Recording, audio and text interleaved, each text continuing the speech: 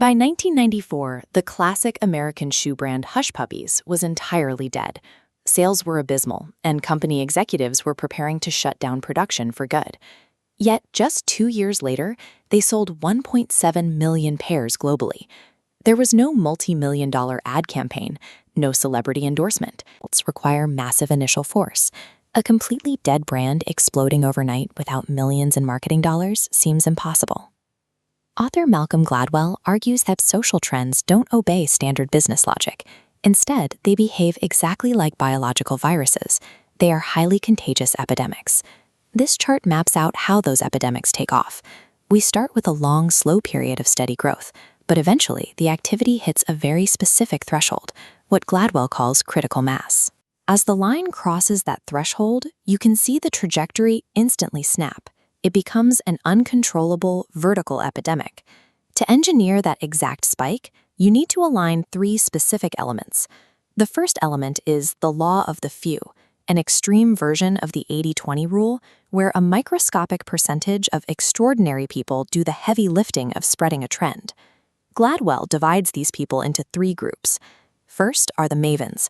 These are your information gurus, the people obsessed with deep market knowledge and finding the best deals.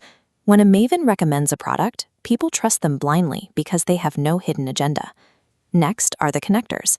This network map shows isolated, separate social clusters. Watch what happens when a single connector is introduced. They instantly shoot out lines to bridge those isolated worlds together. Connectors have massive networks that span across completely different industries and backgrounds. Finally, you have the salesmen. These are the charismatic persuaders. They don't just rely on logic. They use nonverbal cues and microexpressions to emotionally synchronize with skeptics. The operational chain looks like this. A Maven discovers the hidden value of a product. A connector blasts that information across isolated social networks, and the salesman steps in to convince any remaining doubters. That creates the spark. But a massive network won't help you if the message itself disappears from the viewer's brain 5 minutes later.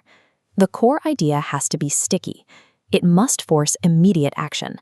In the 1960s, psychologists studying television noticed a pattern. When they tested early educational shows, children routinely ignored the adults on screen. But the moment Muppets delivered the exact same content directly, the children remained completely transfixed. A few decades later, the creators of Blue's Clues pushed this stickiness even further through extreme repetition. They aired the exact same episode 5 days in a row. Adults found it boring, but it built profound viewer confidence and involvement in the children watching. They also added a deliberate 5-second dead pause after every question. By doing so, they forced the audience to yell the answer at the screen, turning passive watching into a physical interaction. True structural stickiness doesn't require a high production budget. It requires a format that is relentlessly simple, highly repeatable, and intensely interactive. The third element is the power of context. We usually assume people act based on their core character values. In reality, our immediate environment has a drastically greater impact on our behavior. In the 1980s, the New York City subway system was the ultimate chaotic environment, peaking in public disorder and violent crime. Transit authorities applied a concept called the broken windows theory. Instead of chasing major crime bosses, they focused entirely on the micro-environment.